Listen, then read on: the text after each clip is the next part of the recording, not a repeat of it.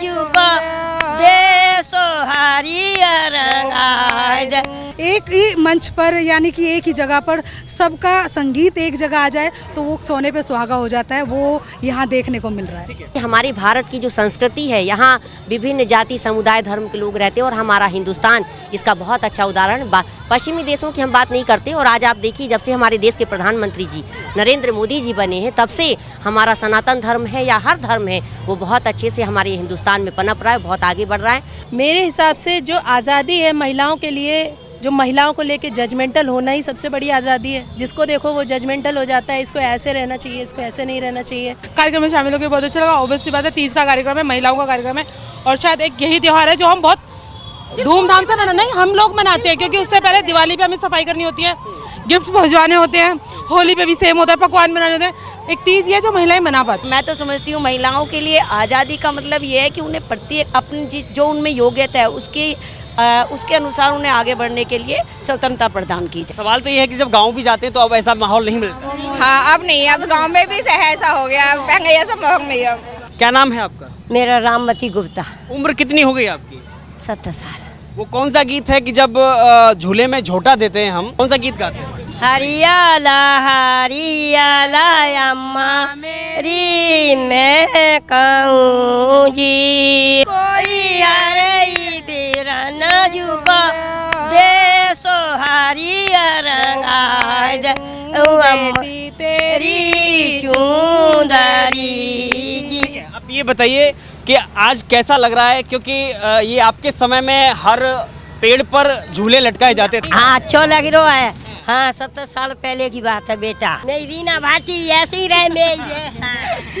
पहले भी एक समय था कि जहाँ गांव में झूला डाले जाते थे, सावन आते सब झूलते थे और गीत गाते थे। झोटा देता है बत्ती बांध बांध की झोटा, और मैं तो देख तालाब तो झोटा दे रहे, मैंने जैसे कर रहे थमल खूब कर रहे और पोखरिया नीचे तो गिन पाओ लाज मार ली ऐसे करे कि तू यहाँ लाज मारते पहले और देवा झोटा दे रहे खूब कहूँ पोखरिया उन्हें गिर पड़े पानी में।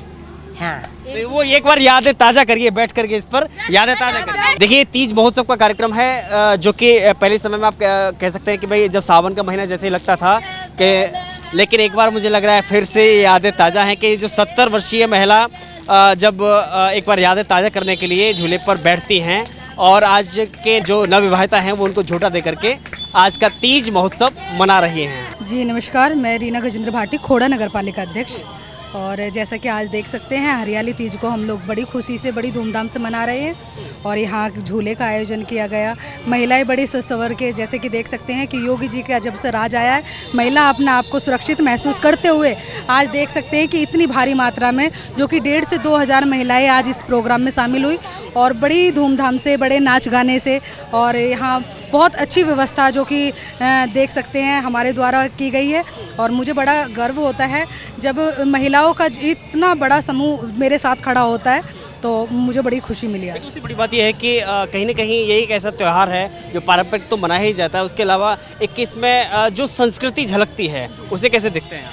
देखिए जैसे कि देख सकते हैं कि जो जिस जाति से आता है वो उस तरीके का अपना संगीत यहाँ बता रहा है और उस पर बड़ी धूमधाम से वो नाच गाकर अपनी खुशी जाहिर कर रहा है। और जैसा कि देख सकते हैं इसमें झूले का भी प्रयोग किया जा सकता है, जो कि देख सकते हैं कि महिलाएं बैठकर झूला झूल रही है। अपने जो गीत होते हैं जो उनके कहते हैं ना कि जो जिस जाति से आता है वो उसी जाति का गीत गाकर बड़ी खुशी से उस चीज़ को जाहिर कर रहा है कि आज जो नगर पालिका के द्वारा इतना अच्छा कार्यक्रम हुआ है उसके लिए सभी महिला बहुत खुश है, क्योंकि बहुत दिनों बाद कि कोरोना काल की वजह से महिलाएं बहुत, क्योंकि हाउसवाइफ होने की वजह से वो अपने बच्चों में अपने काम में और परिवार में बिजी रहती है।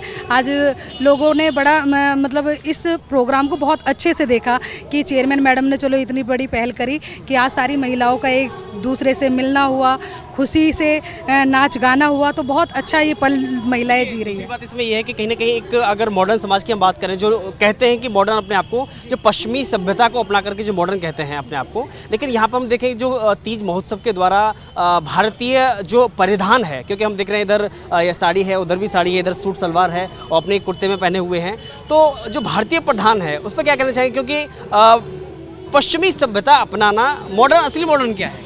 देखिए कोई कहीं से भी हो लेकिन अपना कल्चर कभी नहीं भूलता। ये हिंदुस्तान ऐसा है, इसमें चाहे कोई कहीं से भी आया हो लेकिन अपनी परंपरा को देखते हुए आज उन्होंने अपने कल्चर को यहाँ पर दिखाया है। जो उत्तराखंड से है वो अपने कल्चर में जिस तरीके से उनका पहरावा होता है वो उस तरीके से ढालकर आप लोगों के बीच में खड़ी हुई हैं। जो गुर्जर समाज से आती हैं वो अपने जो उनका लुक होता है वो उस तरीके से आई है। हाँ जी, बिल्कुल सूट सलवार से। और मैं ये कहती हूँ कि हर जाति का यहाँ पर सम्मान है और मैं किसी को जातिवाद में तो नहीं बांटती हूँ, क्योंकि महिला जो भी है वो मेरे लिए बहुत प्रिय है, मेरे लिए बहुत सम्मानित है। तो मेरा तो ये एक परिवार है और परिवार आज बहुत खुश है। और सबको देख सकते हैं कि जैसे कि हिंदुस्तान का जो सांस्कृतिक प्रोग्राम होते हैं वो अपने अपने कल्चर में ढलकर ही होते हैं और एक ही मंच पर यानी कि एक ही जगह पर सबका संगीत एक जगह आ जाए तो वो सोने पे सुहागा हो जाता है। वो यहाँ देखने को मिल रहा है। क्या नाम है? लक्ष्मी नेगी। आज ये परिधान कहाँ का है, अपना जरा बताइए। उत्तराखंड का है। उत्तराखंड का है। हाँ जी, कैसा लग रहा है आज इस तीज महोत्सव में शामिल होकर? बहुत अच्छा लग रहा है। मेरा नाम शांति सजवान। क्या कहना चाहते हैं, क्योंकि आपने तो बहुत तीज महोत्सव देखे हैं। पहले हमारे इधर तो हमारे पहाड़ों में तो ये त्यौहार नहीं होता, लेकिन ये त्यौहार को देख के मुझे बहुत खुशी हुई आज। जो हमें रीना भाटी जी ने बुलाया यहाँ हमें बहुत खुशी मिली आज। क्या अच्छा लगा इस प्रोग्राम में? प्रोग्राम अच्छा लगा, मतलब अपने कल्चर नहीं दूसरे कल्चर में आके अच्छा लगता है। क्या नाम है आपका? मेरा नाम शुभ्रांशी है और आज के शो की होस्ट मैंने एंकर किया है आज के पूरे शो को और बहुत अच्छा लगा, क्योंकि पारंपरिक कार्यक्रमों से ओत प्रोत ये पूरा जो आयोजन था यहाँ पर हमारी चेयरमैन मैम श्री रीना भाटी जी ने यहाँ पर ऑर्गेनाइज़ किया था और हम सभी इसका हिस्सा बने। पर्सनली अगर मैं अपनी बात करूँ तो मुझे वाकई आज का दिन बहुत मेमोरेबल लगा और भोले बाबा और माँ पार्वती के विवाह उत्सव को हमने इस तरह से यहाँ पर सेलिब्रेट किया सबके साथ मिलकर, बहुत ही अच्छा लगा। Thank you. कुछ लोग छोटे कपड़ों को ही आज़ादी मानते हैं, असली आज़ादी खासतौर पे महिलाओं के लिए क्या है? मेरे हिसाब से जो आज़ादी है महिलाओं के लिए, जो महिलाओं को लेके जजमेंटल होना ही सबसे बड़ी आज़ादी है। जिसको देखो वो जजमेंटल हो जाता है, इसको ऐसे रहना चाहिए, इसको ऐसे नहीं रहना चाहिए। वो तो एक कहना है लोगों का कि छोटे कपड़े पहन लिए वो आज़ादी है। मैं प्रोफेशनली एक एंकर हूँ, स्टेज परफॉर्मर हूँ, सिंगर हूँ, तो मुझे हर तरीके का परिधान पहनना अच्छा लगता है। लेकिन पर्सनली एक महिला की अगर खूबसूरती की बात करें, स्पेशली एक भारतीय महिला की, तो हमारा भारतीय परिधान ही उसको खूबसूरती से दर्शाता है। क्योंकि मुझे भी लगता है कि मैं अब तक जितने भी शोज़ मैं करती रहती हूँ, क्योंकि हर तरीके के परिधान हमें मुझे भी पहनने पड़ते हैं। में तिरंगा यात्रा को, क्योंकि एक हर घर तिरंगा की जो अपील की गई है, उसे कैसे देखते हैं आप?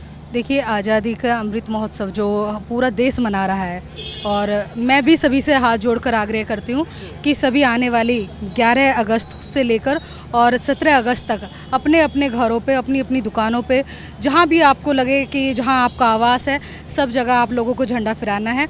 और जैसा कि झंडे का समय रहेगा हमारा, सूर्य उदय होते ही आप लोगों को झंडा लगाना है और सूर्य अस्त होने के बाद ही 17 तारीख को आपको अगर अपना झंडा रखना है तो सुरक्षित उसे उठाकर सम्मानित जगह पे रखें, क्योंकि झंडा हमारी आन बान और शान है और उस झंडे का सम्मान करना हमारा कर्तव्य है।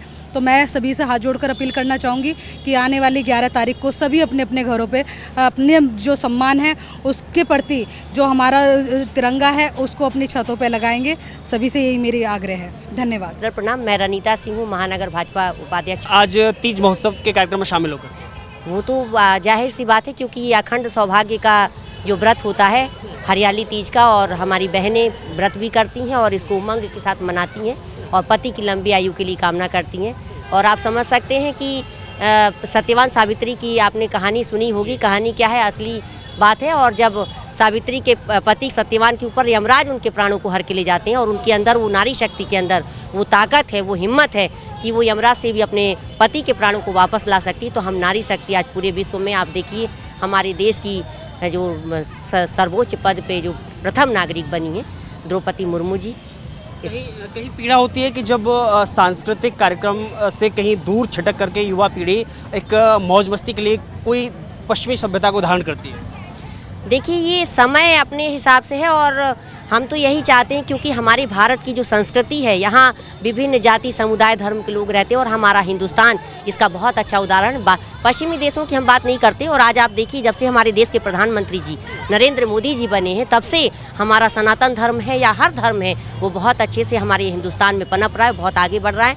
और जो चीज़ें हैं वो धीरे धीरे स्वतः ही समाप्त हो जाएंगी और लोग इस चीज़ को समझने लगेंगे कि जो हमारे हिंदुस्तान की संस्कृति है वो पूरे विश्व में सर्वोपरि है, अग्रणी है और सदैव रहेगी। एक और बात है कि आज हम देखिए एक तरफ से देख रहे हैं तो सभी आप साड़ी में हैं, एक खूबसूरती यही भारत की संस्कृति है। जी हाँ, बिल्कुल खूबसूरती है और ये तो सदियों से परंपरा चली आ रही नारी शक्ति का जो स्वरूप है और जो सुंदरता है वो साड़ी है और पहनना चाहिए। मैं सभी से निवेदन करूंगी कि बहुत ही खूबसूरत वस्त्र है और आप लोग धारण करें और भारत की संस्कृति को, परंपरा को आगे बढ़ाएं। क्या नाम है आप? नीलम त्यागी।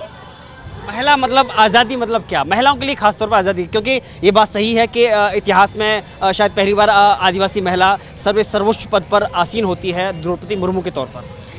देखिए, आज़ादी का मतलब ये है कि हम प्रत्येक कार्य को कर सकें, प्रत्येक क्षेत्र में अपना आज़ादी से सहयोग कर सकें और आज़ादी से प्रत्येक क्षेत्र में हम किसी भी प्रतियोगिता में या किसी भी पद पर अपने पद को प्राप्त कर सकें, अपने उद्देश्यों की पूर्ति कर सकें। आज हमारे लिए बड़े गर्व की बात है कि आदिवासी समुदाय से आने वाली द्रौपदी मुर्मू जी हमारी राष्ट्रपति पद पर स्थापित हुई हैं और इस बात के लिए सभी देशवासियों को भी मैं बहुत बहुत बधाई देना चाहूँगी और साथ ही तीज की बहुत बहुत बधाई और हार्दिक शुभकामनाएं सभी को। और मैं तो समझती हूँ महिलाओं के लिए आज़ादी का मतलब ये है कि उन्हें प्रत्येक अपनी जो उनमें योग्यता है उसके अनुसार उन्हें आगे बढ़ने के लिए स्वतंत्रता प्रदान की जाए। नंदिनी शर्मा। आज कैसा लगा इस कार्यक्रम में शामिल होकर के? कार्यक्रम में शामिल होकर बहुत अच्छा लगा। ऑब्वियसली बात है, तीज का कार्यक्रम है, महिलाओं का कार्यक्रम है और शायद एक यही त्यौहार है जो हम बहुत धूमधाम से नहीं हम लोग मनाते हैं, क्योंकि उससे पहले दिवाली पे हमें सफाई करनी होती है, गिफ्ट भिजवाने होते हैं, होली पे भी सेम होता है, पकवान बनाने होते हैं। एक तीज ये जो महिलाएं मना पाती हैं, इसीलिए हम सबसे मिल पाते हैं, हम इंजॉय कर पाते हैं और कोई बर्डन नहीं होता है। करने का मौका और भी कहीं मिल सकता है, लेकिन इसी में खास अवसर क्यों? क्योंकि यहाँ पे हमें एक प्राइवेसी मिलती है, यहाँ पे सिर्फ महिलाएं होती हैं, हम इंजॉय कर पाते हैं, हमें कोई टेंशन नहीं होती कि कोई देख रहा है, कोई क्या कहेगा, कोई, क्योंकि यहाँ पे सिर्फ बहनें होती हैं, राजनीति नहीं होती है, सिर्फ बहनों का एक कार्यक्रम है कि तीज है, बहनें हैं। अच्छा, दो बातें हैं। डांस का एक स्टेज वो भी हो सकता है जहाँ पर पार्टी के नाम पर पूर्णता होती है और एक डांस का स्टेज ये भी है कि जहाँ पर संस्कृति और सभ्यता झलकती है। दोनों में अंतर आप क्या देखते हैं? जहाँ तीज है वहाँ संस्कृति ही होगी, वहाँ पूर्णता नहीं होगी और तीज के जितने भी कार्यक्रम आपने अटेंड किए होंगे मेरे ख्याल से आपको सिर्फ संस्कृति ही मिली होगी। तीज में जहाँ पे भी महिलाएं होंगी वो बहुत सभ्य होंगी और बहुत सभ्यता से उन्होंने अपने डांस परफॉर्मेंस किए होंगे। या उन्होंने बहनों को क्या मैसेज देना चाहेंगे? मेरी सारी बहनों को तीज की बहुत सारी शुभकामनाएं। आप क्या कहना चाहेंगे? कहीं ना कहीं सभ्यता, क्योंकि जो एक समय था कि पेड़ों पर लोग झूले लटकाते थे। देखिए, एक पुराने समय में हमारे यहाँ क्या होता था, गांव में झूले पड़ते थे, वहाँ हम सब लोग बहनें इकट्ठी होती थी, ससुराल से सब बहनें मायके आती थी, सब कुछ होता था। लेकिन अब क्या हो गया, अब वो सब चीज़ें धीरे धीरे समाप्त होती जा रही। लेकिन उसको हमें क्या करना है, हमें धीरे धीरे उसको आगे बढ़ाना है। अगली आने वाली पीढ़ी के लिए हमें एक मैसेज देना है कि हमारी जो सभ्यता संस्कृति है वो किस तरह की थी। क्या नाम है आपका? मधु शर्मा। आज कैसा लग रहा है? बहुत अच्छा लग रहा है, तीज का त्यौहार है, लेडीजों का खासकर है, बहुत अच्छा लग रहा है, आनंद आ गया उसमें। क्या बचपन की यादें आ रही है? हाँ, खूब आ रही है, बचपन की जवानी की आएंगी और क्या। पहले वो समय था कि जब जैसे ही सावन आता था ऐसे ही पेड़ों पर झूला डालना और उससे झूलना, सहेलियाँ झोटे मारती थी, बहुत गाने गाते थे, गीत गाते थे, बहुत अच्छा लगा है। लेकिन आपको लग रहा है कहीं ना कहीं उसमें कमी आई है? अब तो बहुत ज्यादा बदलाव हो गया है कि उन्होंने इस मतलब हमारी यादों को ताज़ा करा, बहुत अच्छा लग रहा है। बचपन की यादें ताज़ी हो गई आज, बहुत दिन बाद, कम से कम 30 साल बाद झूले बैठे आज हम। 30 साल बाद झूले बैठे आज हम। हाँ, सही गाँव की याद आ गई। लेकिन सवाल तो ये है कि जब गाँव भी जाते हैं तो अब ऐसा माहौल नहीं मिलता। हाँ, अब नहीं, अब गाँव में भी ऐसा हो गया, पहले ऐसा माहौल नहीं है।